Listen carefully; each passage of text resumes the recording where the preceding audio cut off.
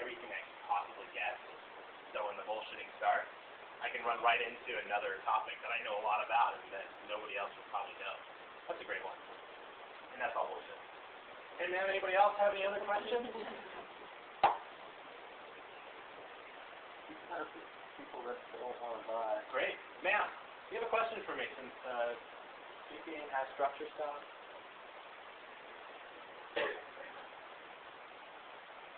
Projection? Great. I have one last question. This is partly for me, but also to help you all because we have a lot of, especially women in this class, with very soft voices, and we're going to have guests in the room. We're going to test it tonight and see if we like it. We're going to have a microphone. I don't know if you have any tips about moving around the microphone. You have the option of using it or not, but I'm going to encourage you to think about using it. Is that the only kind of microphone they offer in the school? I don't know. You can ask for a microphone called a lav mic or a lavalier. Oh, yeah. Lavalier. These ones. Oh, yeah. Because then your hands are not with like a club. Yeah, or we can just set this up. Anyway, so I just was wondering if you had, for this kind of a roving mic, if you have... Oh, sure. Yeah. When you're speaking to the students... Now they're all freaked out. Now they're all freaked out? We'll have a wireless lav mic. Makiko, you used to be a pretty soft speaker. What did you do to learn to speak a little bit more clearly? What did I? Yeah. I wasn't expecting that. What you got? Well, I try to talk to audience, not to, I tend to read memo, but I try to talk to people, like, yeah. Like the person in the back of the room. Yes, yes. Absolutely. Did you try standing up and saying the same thing you just said? I try to talk to people, not to read memo, and try to see everybody. Okay. So did someone notice the difference in the two ways that she said the same thing? When you stand up, you extend, which is your windpipe. You'll extend your windpipe slightly, as well as help project out your chest a bit, so you'll get a little extra force when you're speaking. So if you have a tough problem with a little bit soft voice, it helps you stand up because you'll extend and open up your body so you can speak a little bit louder. And also, I'm just not caring about what if you're talking to people and they want to hear you, just go for it.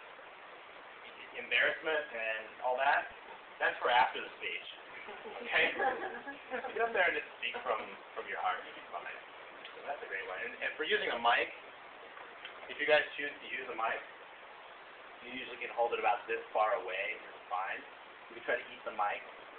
Then people get a little confused and you will overmodulate the mic and it'll resonate back really bad. And your P's and your T's will just be, it's called usually you use a pop filter.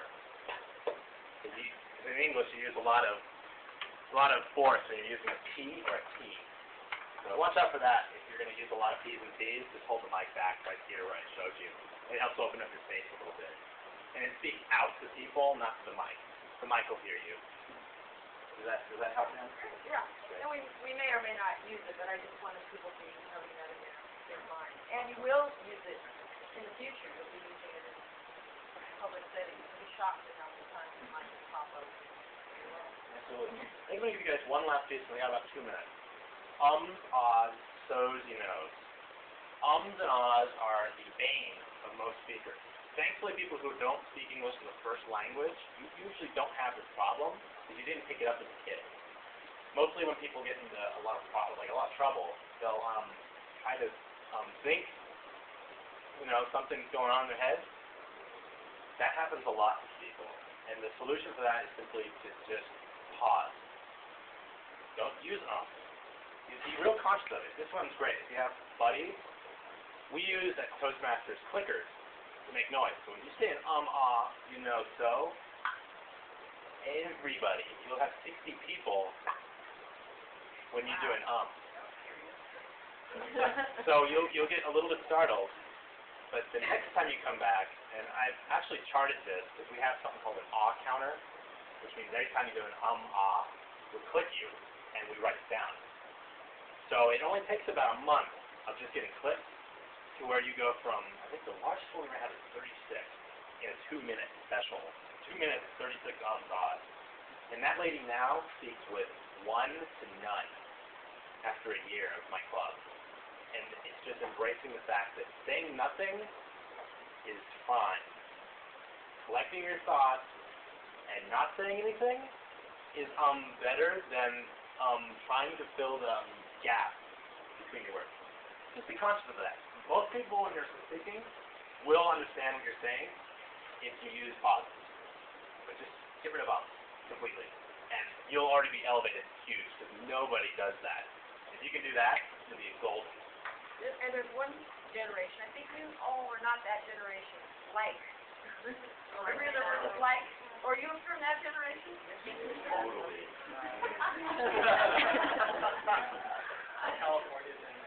Yeah, it is. Well, Bo, thank you very much, and thank you for being the technical assistant here. And we really appreciate all the tips that we can get, and hopefully we can internalize a lot of them and go out there and use them in the future. Absolutely. I'll pass out my business card so people can shoot me an email if you want the slides. I really go on attention. So if people want my material, write me an email. Okay. And I'll send you back all the material you want with links so you can actually check out videos for most of these if you happen to lose it. I'll go in a little deeper. So I'll pass those out to you guys. If you have any questions, feel free. I'm very open. You can pass out a chunk of those down that way, a chunk of those down that way, man. That'd be awesome. So just shoot me an email. I'm totally available. Thank you very much.